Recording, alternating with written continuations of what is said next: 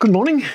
I'm sort of excited today because I'm unloading the kiln with the big sinks that I made. I hope they survived. It is a bisque fire. They should be good. But I never did this combination of the shape and the hole in the middle. And of course, I'm looking forward to see if my drainage still fit after the fire and the shrinkage there. So it's going to be sort of exciting, but let's go and take a look.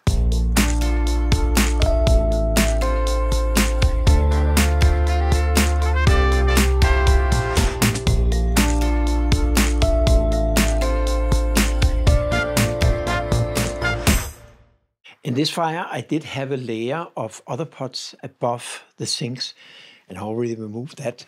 But let's take a look and see what the sinks look like. See, my first concern is always, did it break? Did it flake?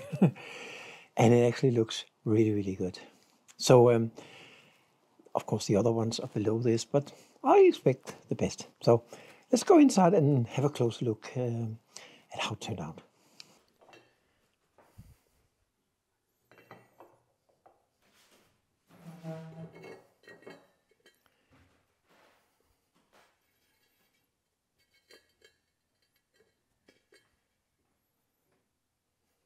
The first step is to grind the sinks a little bit. They're not bad, but there's some very small inconsistencies. Not so much, but I just want to, make sure that the surface is perfect for the glazing. And for that, I'm going to use normal grinding paper. And please remember to wear a mask, because the dust when you grind the pottery and ceramics, that fine dust gets in your lungs. It's not safe. So we'll move ahead with that.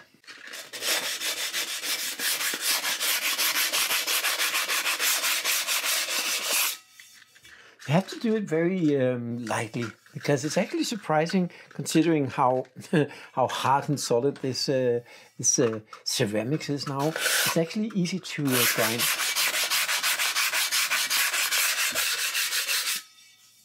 So I think that was it.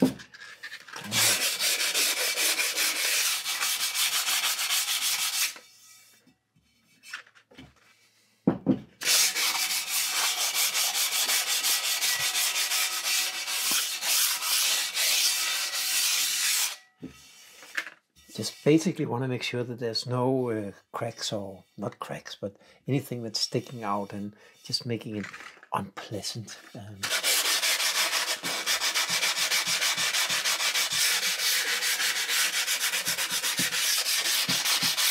For a normal bowl, I probably wouldn't do this if it was like this, but it is a sink, and I want to make sure that it is super smooth, because the smoother it is, the easier the water will run, and it will also be easier to clean. Next up, of course, as always, but especially after you grind it, you need to wipe it off, because now, if you didn't know for sure before, you do now. There's dust on it, and a dusty surface is never good for glazing. So we're just going to clean it. Not too much water, because it needs to be dry before we glaze. I'm going to do the same on the outside.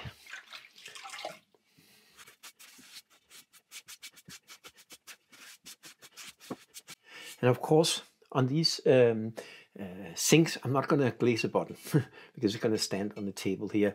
And remember, when I threw them, or when I trimmed them, I have this little bevel, about 5 millimeters or something.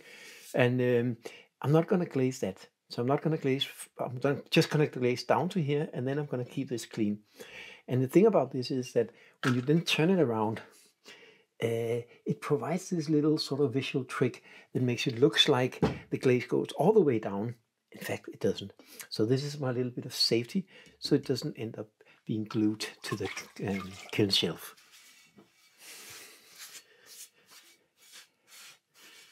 So that's it. I'm going to do the same to the other two.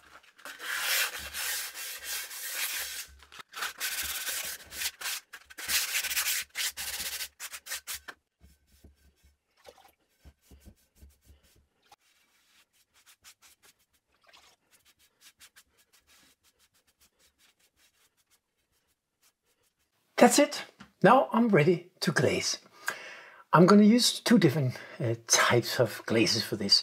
On the two big ones, I'm going to do what I've been doing a lot of times, and if you followed me here, you've seen it before.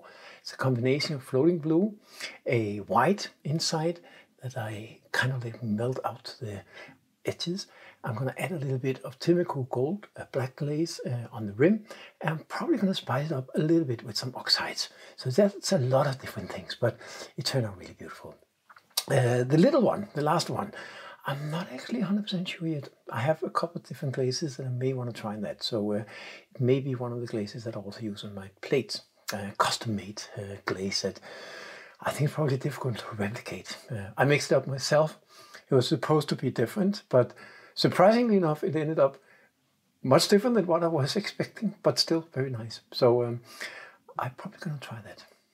It was supposed to be grayish, but it's more greenish. It's got a very nice surface. So I'm going to go ahead and I'm going to spray these ones because it's, I mean, theoretically you could pour it in and pour it over, but I think they're too big and it's just going to splash all over and kind of like spraying it. So that's what we're going to do. We're going to do that outside. Now I'm outside and I'm ready to glaze. As mentioned, I will spray glaze them, and ideally you would have a spray booth. I have been to other workshops where they have spray booths. They're wonderful, but they're also very expensive and they take up space that I just don't have. So instead I spray glaze outside. It's also okay, except when it's raining or when it's very windy. Of course, I can't spray glaze.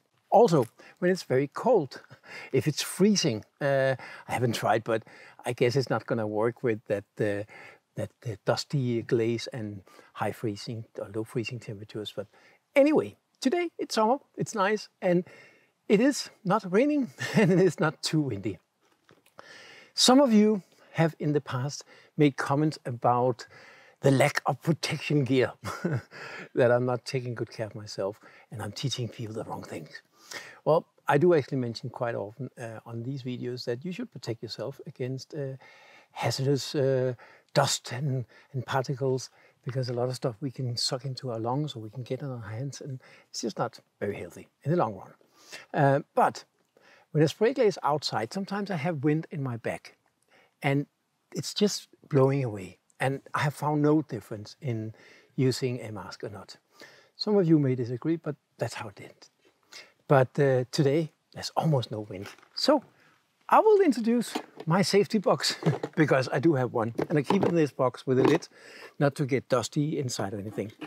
I have protection glasses and I have this mask filter. And this is actually a little bit overkill for this purpose because I bought this also for when I do ragu and pit fire. Because for some of the chemicals we put in there, when the smoke comes up, it can include chlorine, it can include acid gases and nasty stuff. So you need special filters for that to take that out. It of course it also takes dust, and for this the particles in the glaze is actually quite big. So this is very, very good for that. Maybe a little bit too much. Anyway, I'm going to spray them on the outside first for two reasons. One of them is I always do that because when I turn them around, I put them on a bucket like this. So I have them free floating on a band wheel. Now, if I spray them on the inside first, there would be a risk. There would be a risk that I would leave marks turning it around. The other reason is for this particular glaze application that I, on the outside, only going to have blue and a little bit of oxides. On the inside, I'm going to take the blue first, and then I'm going to spray some white in the middle and spray it out, tone it out a little bit. And I don't want to go back and forward on cleaning the spray gun. So this way I only need to clean it one time. So let's go ahead.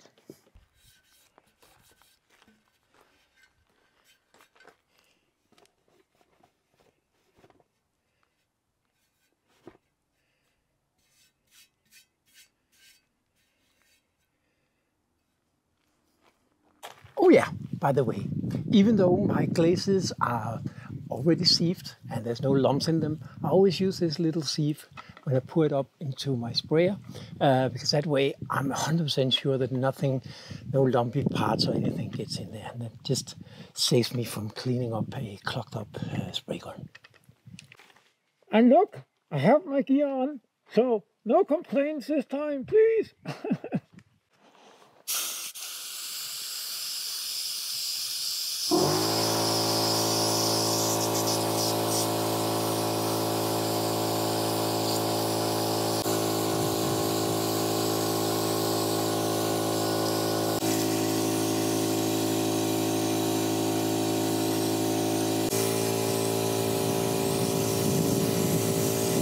The big question when spray glazing, well, any kind of glazing really, is how much to put on.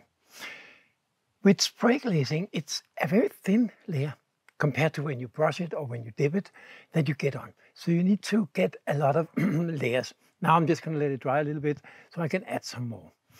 It also depends on the clay and your fine schedule and the glaze, of course. This is floating blue and it has to be very thick to develop the deep blue that I'm out for.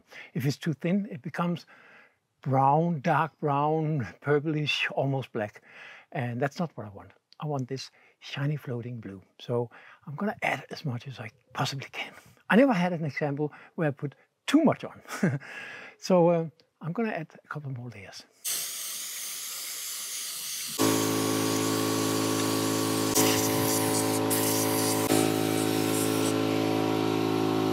Now I think this one had enough on the outside. Now I will let it dry a little bit, and then I will add just a little bit of oxides on the outside. And for this, I don't need the mask, and I really hate it, but of course it's necessary. But I'm just gonna brush it on, so that's not too dangerous. I think you've seen me do this in some of my other videos. This is a copper carbonate wash. So it's basically just copper carbonate dissolved in lots of water, so it becomes very watery. And I just use this like doing these stripes. It usually produce some really good results.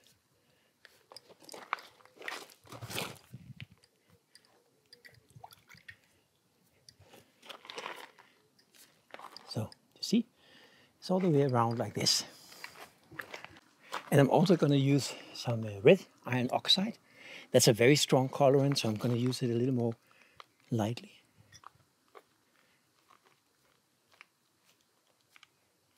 Something like that. Maybe, yeah. I think that's good. Before I can turn it around and do the inside, I want to clean the bottom because, of course, we don't want any glaze here. And otherwise it would stick to the kiln, the shelves. And see, this is where I take and remove all the glaze from this little bevel, the secret visual trick that I talk so much about. But it really, really works well. Just about 5 millimeters from the edge, and that's going to save my shelves. And it's going to look like it's glazed all the way down.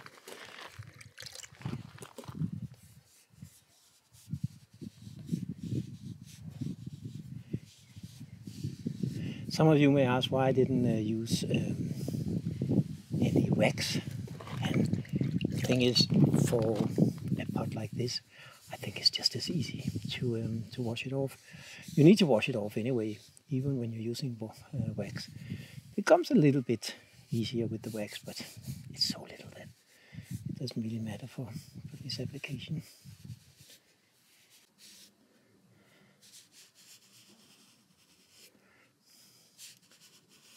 I know this glaze pretty well, so these few millimeters, 5 millimeters something, is enough for it not to run down on my shelves. In case you're not 100% sure and you want to protect your shelves, you could put it, when you turn it around, you could put it on some protection.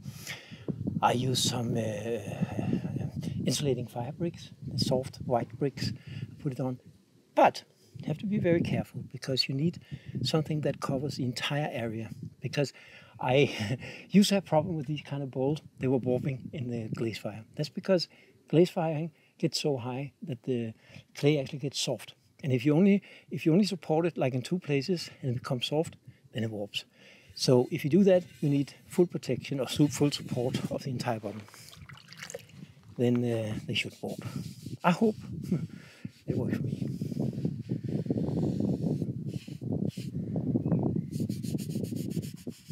Now it's fine. I'm gonna turn it around and put it on my table. Now I'm ready to do the inside. And I already put up the first bowl or the first sink. And the way I'm going to do it is I'm going to spray the blue on the top and fade it down to almost nothing in the middle. And then I'm going to overlay that with a white glaze, A2V white, and spray it mostly in the inside and fade it out to the top. So this white and blue is going to fade into each other and hopefully look good. So let's start with the blue.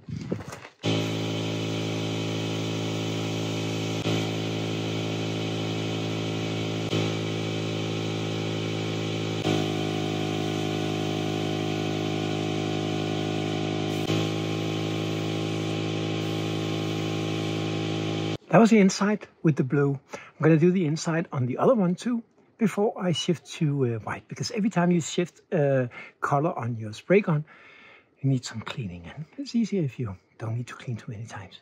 So now I'm ready again. I just went in and got some dinner, and now I have to spray the white on the inside. That's always a little more tricky because I only want it on the inside and then fading out to the edge. But I've done it before. I'm probably going to get away with it again. I hope.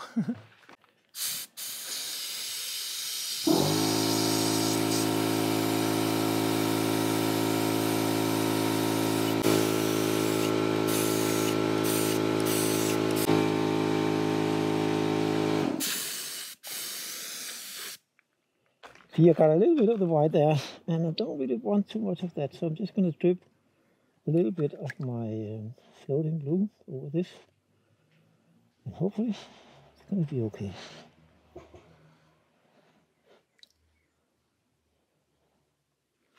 Now I just have two things left. I want to add some of my oxides to the inside too. And then on the rim, I'm going to add some Timmoku gold. It's a very dark, almost black, sometimes goldy glaze depending on the layer's thickness.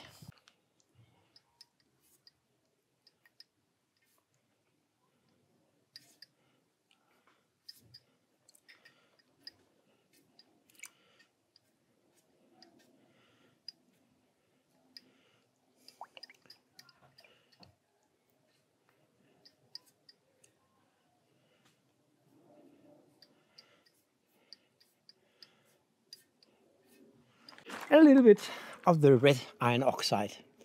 And again, not too much of this.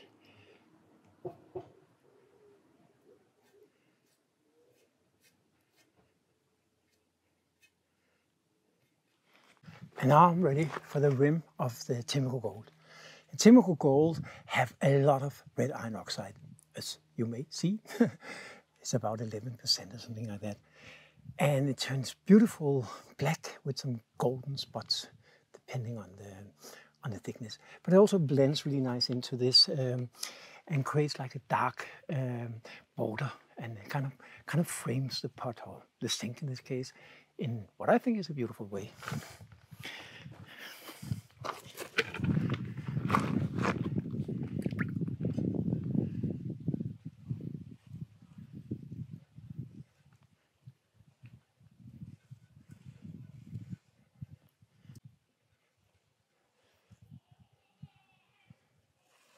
And because I'm brushing it on, it may not come on as thick as I would like, so I'm gonna go for 2 rounds, and so we have enough, because I do want it to turn really dark here on the edge, and I hope it will. We will see in a couple of days. Even though I've been doing so much glaze work over the years, I'm still, very curious about how it turns out every single time.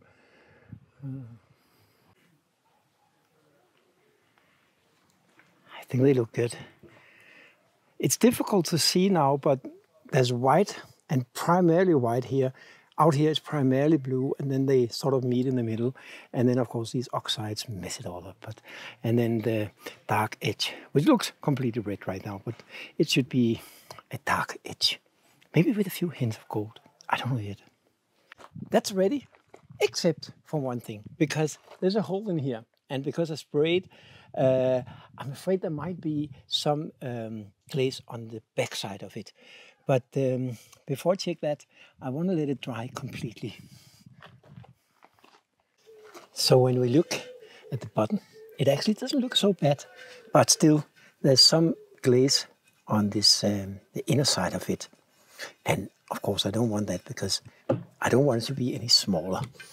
So I'm just gonna take my sponge here, and on the inside here I'm just gonna thin it out a little bit, because also I don't want it to be any higher, but I don't want it to be without glaze, except for the part where the drainage is.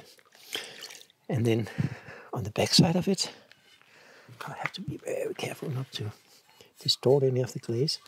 I'm just going to remove it so that there's no glaze on that inside of it, because I don't want that to be any smaller. And of course the glaze is going to be completely vitrified for this when it's glaze fired, so there won't be any problem with this. I don't think so.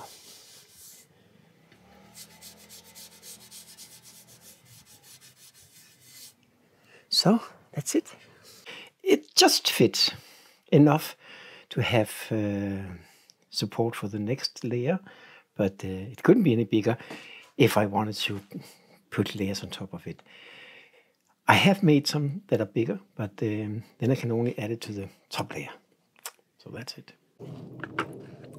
The smallest one of the sinks, I'm gonna get another glaze that I haven't actually ever used on bowls.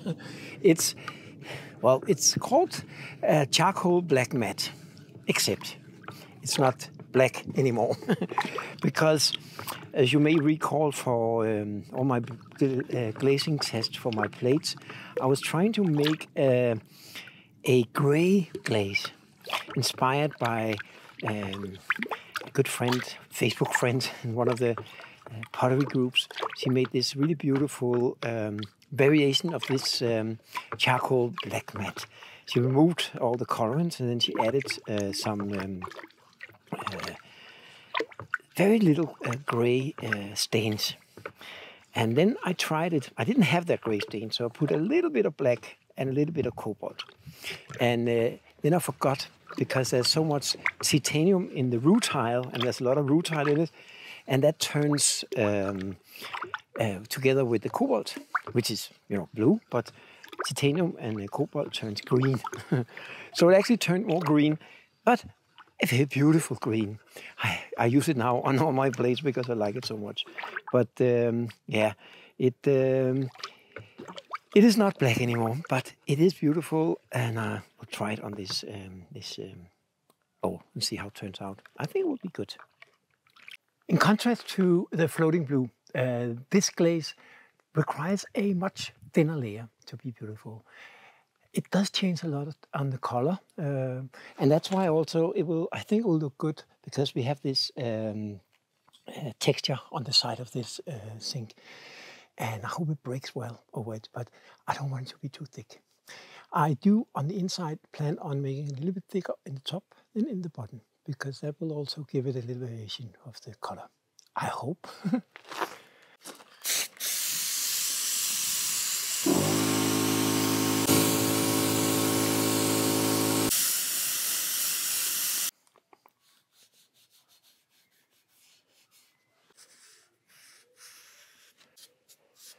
So, nice and clean.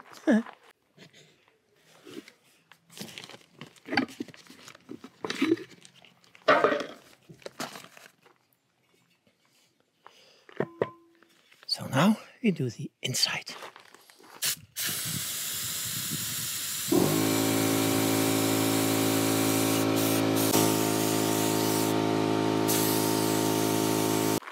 Now, I'm not sure if it actually got too much. I hope not. I will, when it's dry, just use my finger over it and make sure that there's no like any drips or anything. There's one little one there. I think it's going to survive. I do want to add the Timmoku Gold on the rim. I haven't tried this combination, but it usually plays well with just about anything. So I hope it will. Over the years, lots of people have asked me, why on earth are you making experiments directly on your beautiful pots and not do test trials or test pots? I think I work more like my good friend, Facebook friend, Alex Long, very good potter, say you were living on the edge of disaster.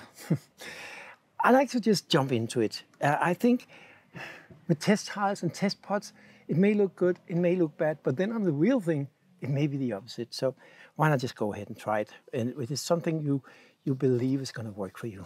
And I believe this will.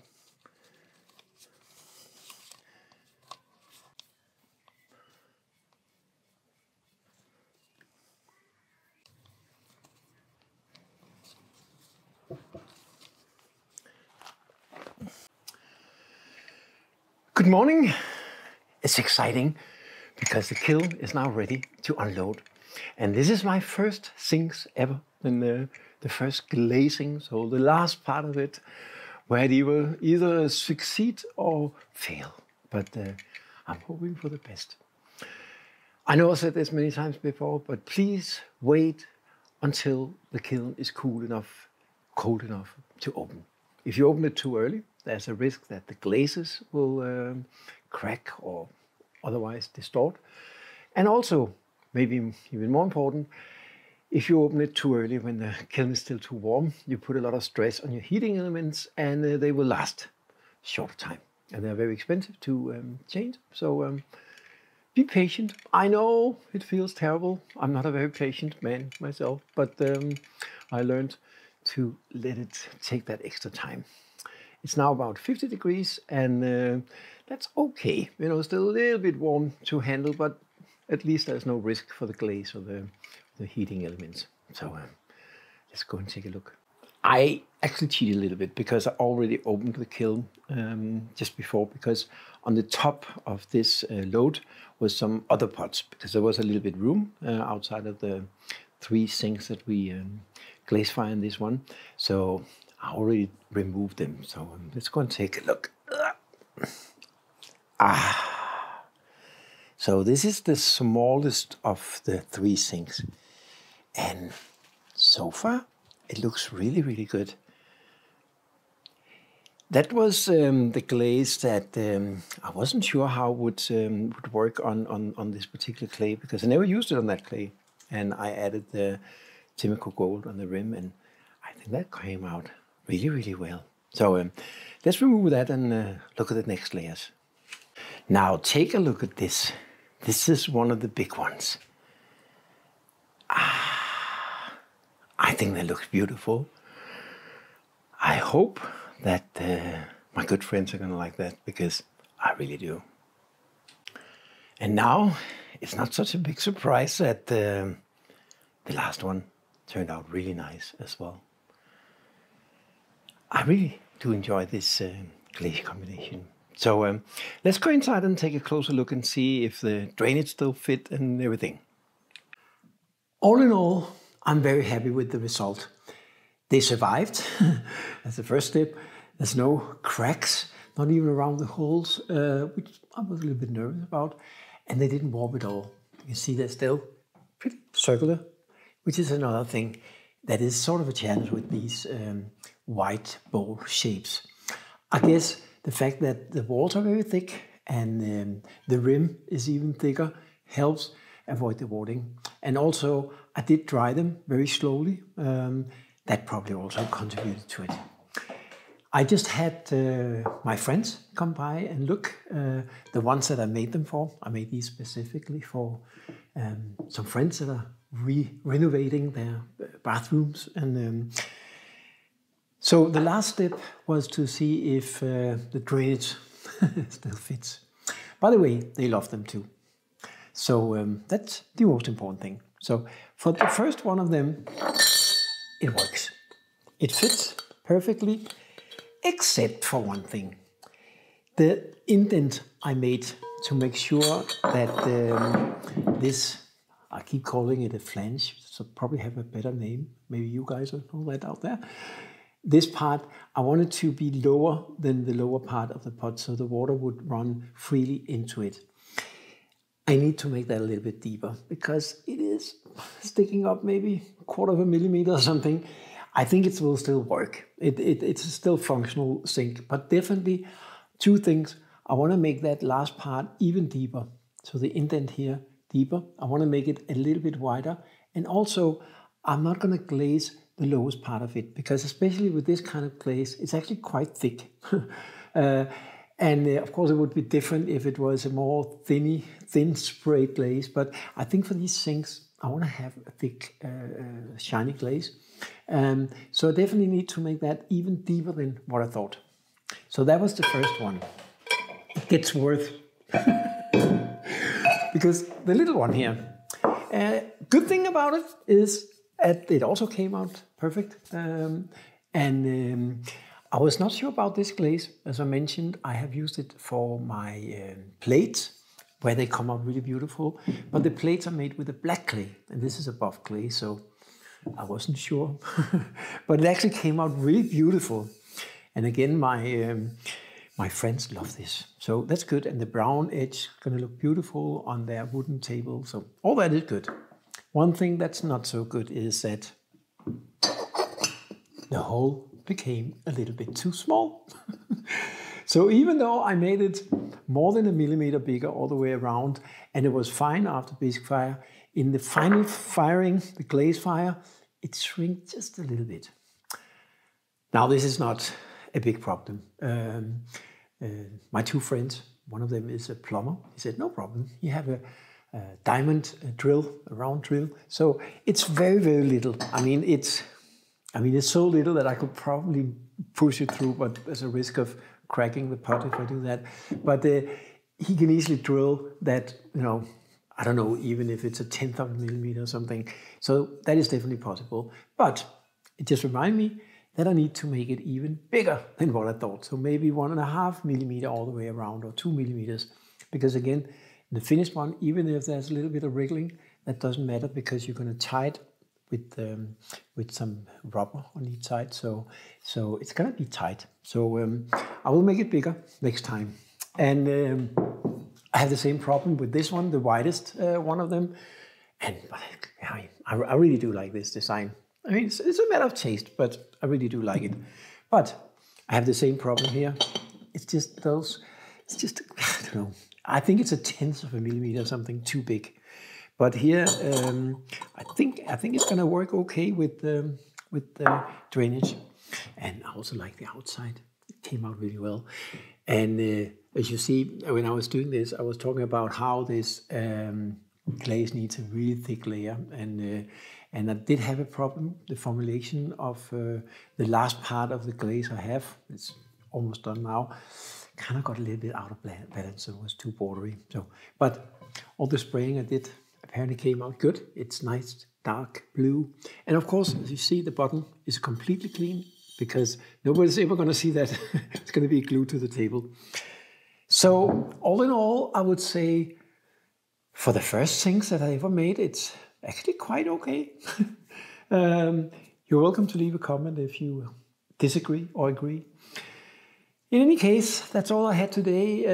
If you enjoyed, please subscribe. Then you'll be notified about new videos. And there will be a new video next Sunday at about 5 p.m. Central European time. So until then, I just hope you enjoy yourself. Have a good day.